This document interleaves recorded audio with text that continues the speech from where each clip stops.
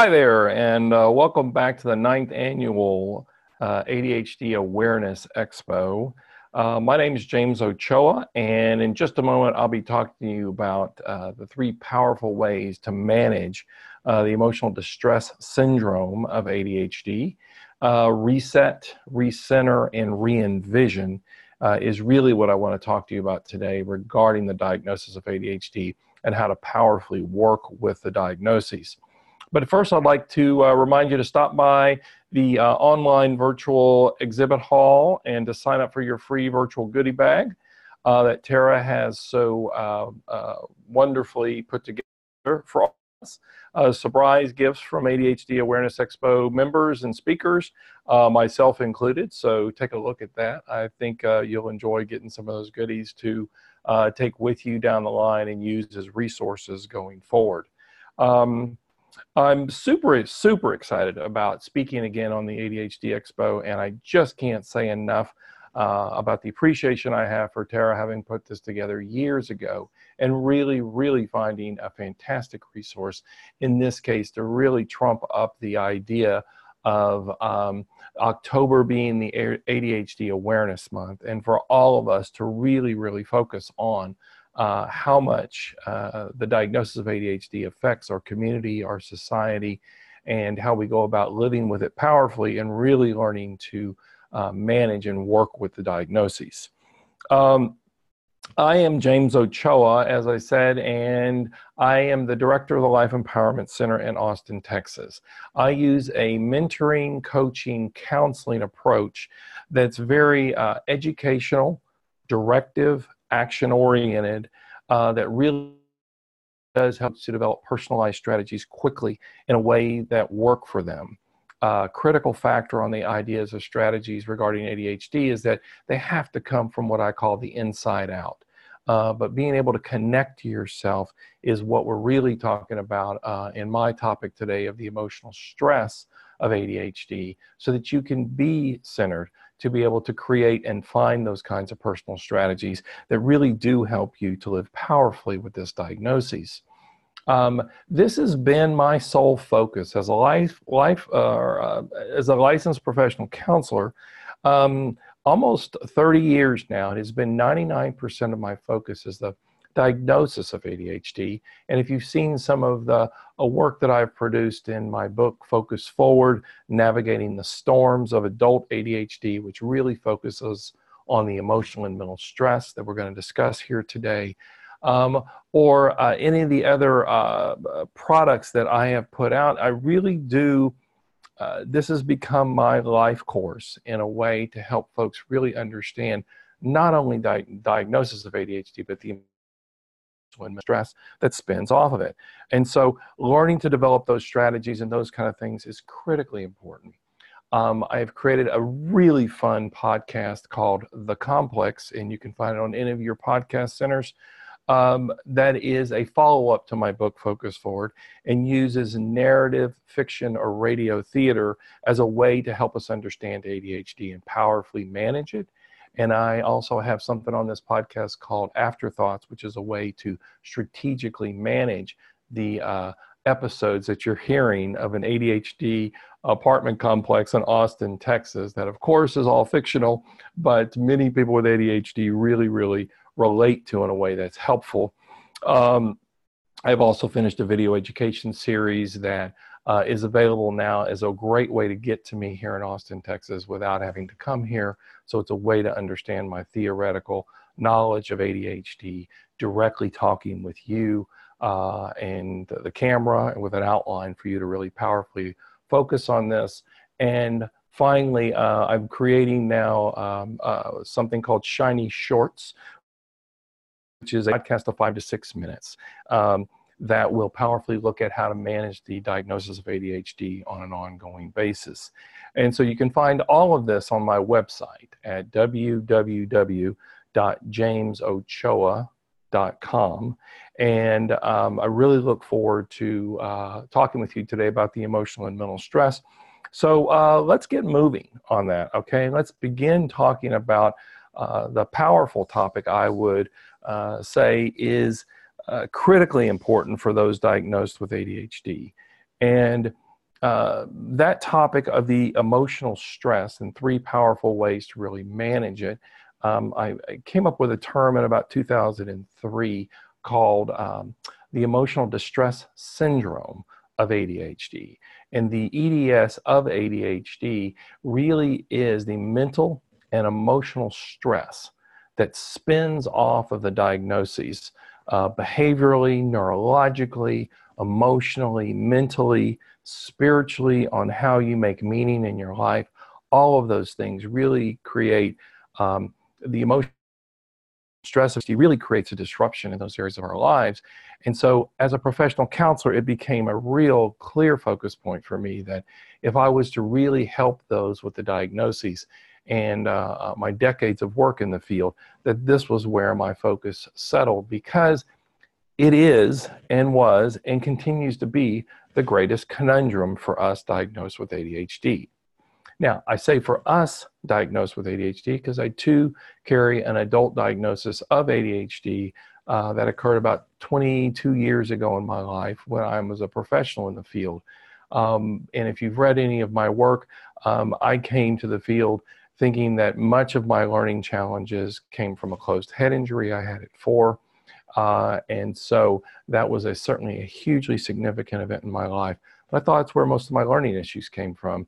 Until I discovered the diagnosis of ADHD that clearly runs genetically in my mother's side of the family, and I've learned to powerfully manage it.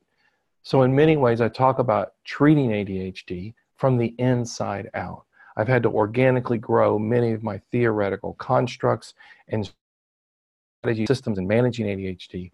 And again, I'm excited to share those with you here on the ADHD Expo here regarding the Awareness Month of ADHD in October of 2018.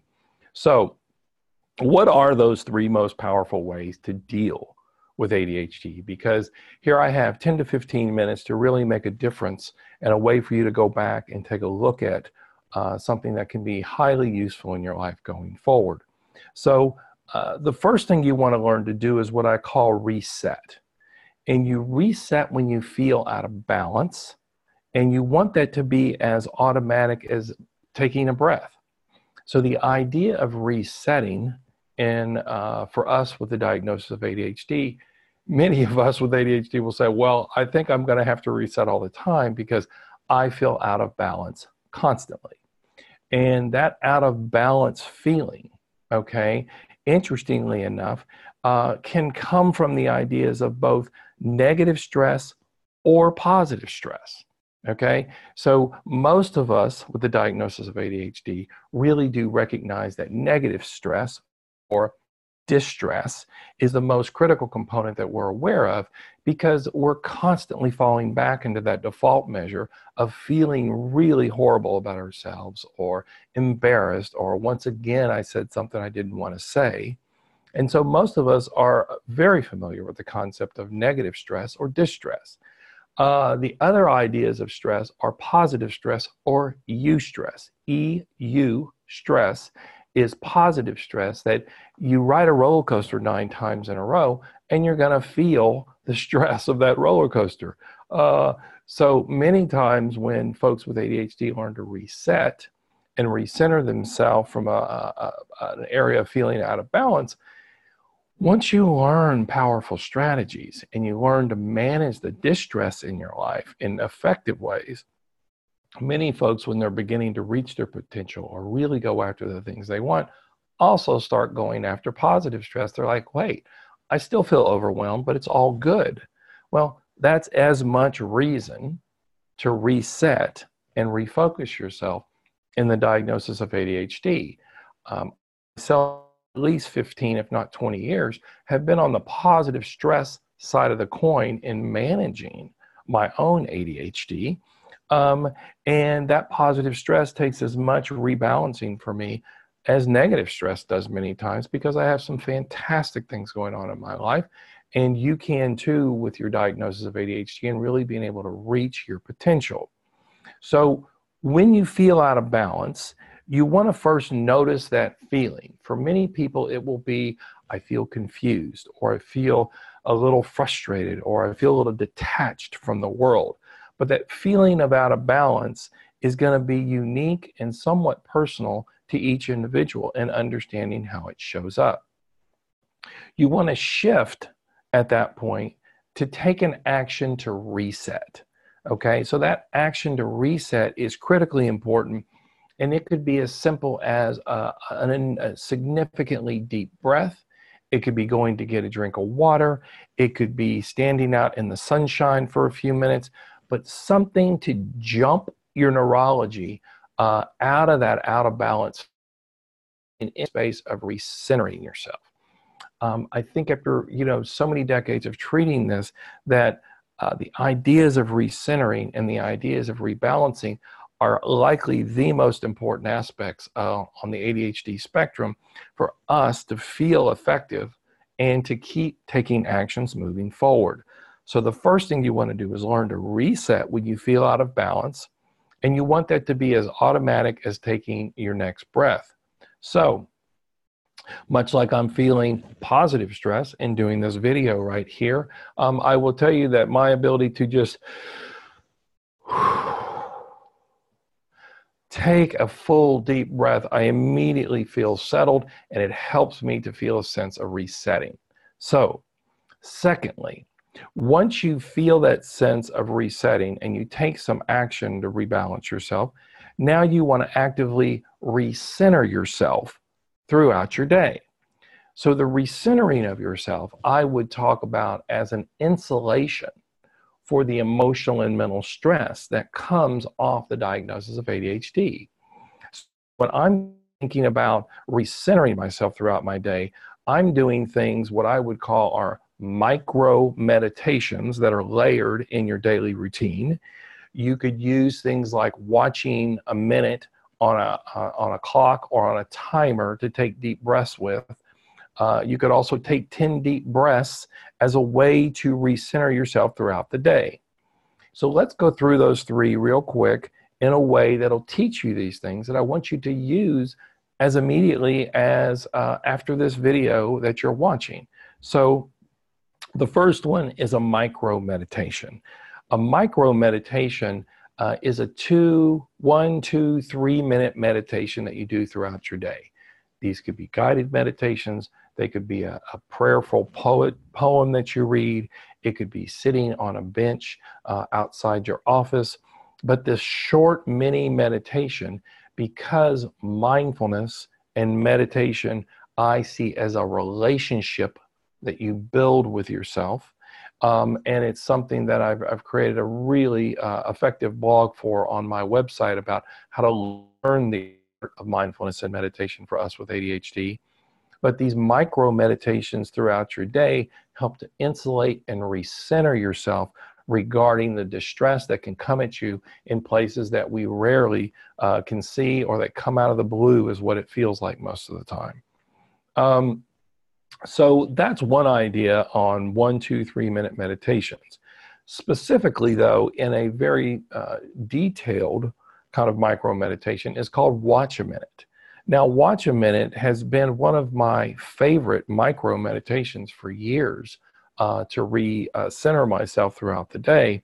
And my favorite is that I will face the sun with my eyes closed and feel the warmth of the sun as I slowly count in my own mind 1,001, 1,002, 1,003, all the way up to 1,060, which is about a minute long, while I'm taking deep breaths. The warmth of the sun, the structure of the counting that becomes meditative and mindful for me, and the deep breathing all have never failed to reset me neurologically and mentally and emotionally on an ongoing basis. It's a very simple act, and one that can be enormously powerful for us diagnosed with ADHD. The last one I'll talk about here in the recentering aspect is the 10 deep breaths.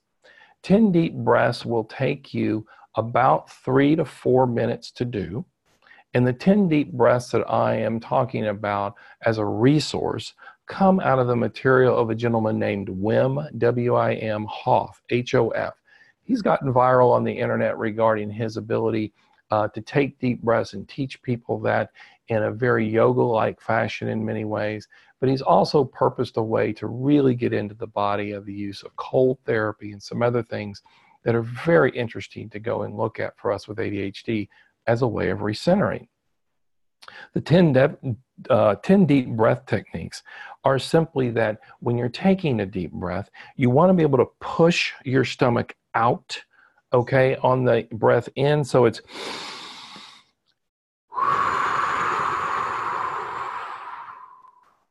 now for me, when I exhaled my breath, I pushed my stomach in with my diaphragm as a way to expel all the air, which is at the bottom of the lungs, the carbon dioxide that is the burn off of the stress that we're feeling.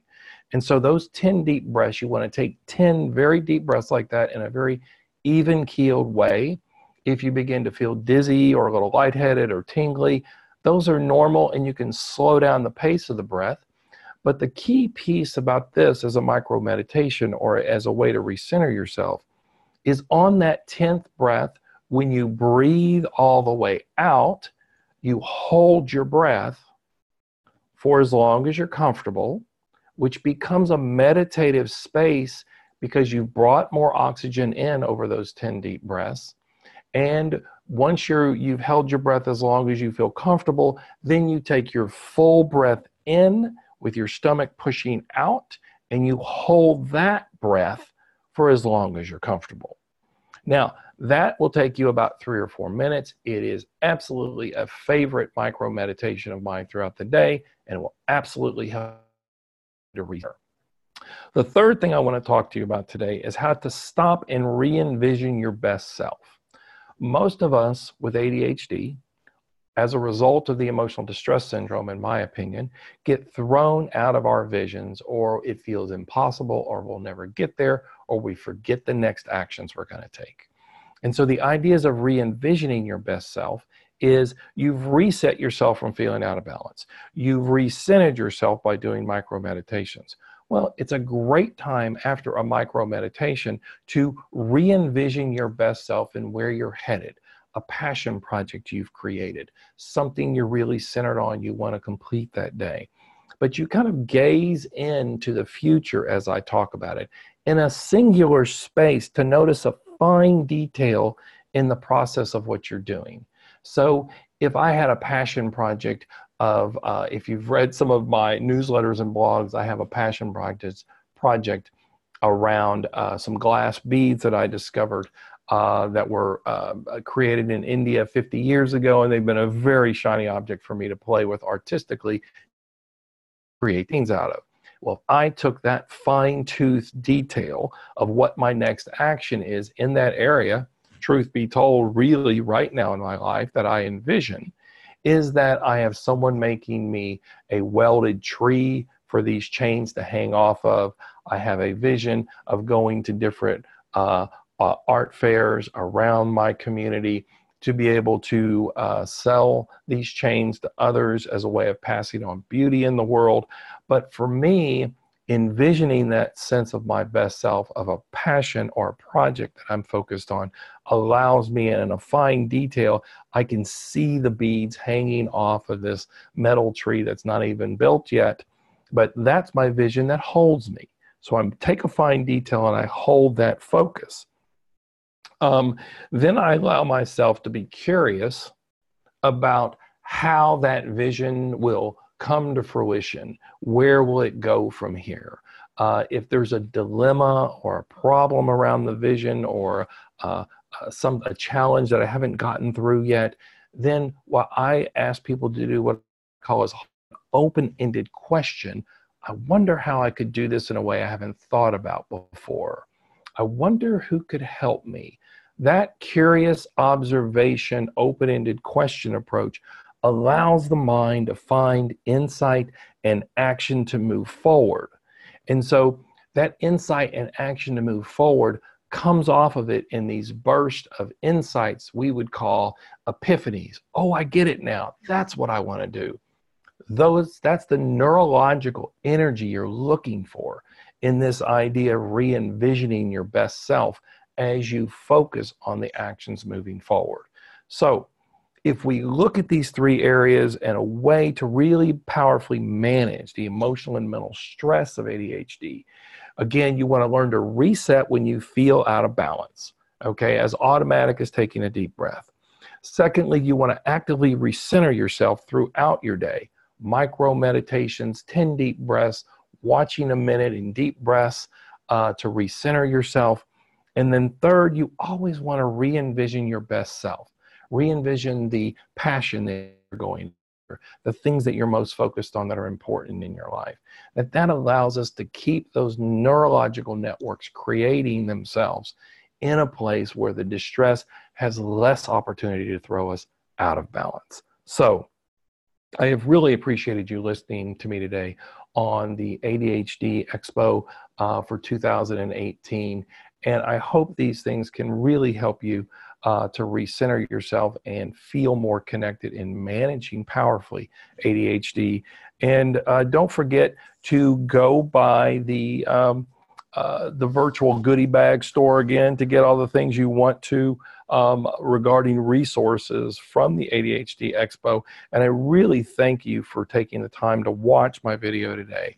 And again, you can connect with me at www.jamesochoa, JAMESOCHOA.com. And you can look at all the resources I put out here for ADHD, especially regarding the mental and emotional stress of the condition. And I really, really enjoy having been here today. And I look forward to talking to everyone again in the future in different ways. And have a great expo, everybody. Take care, and signing off from Austin, Texas. Bye.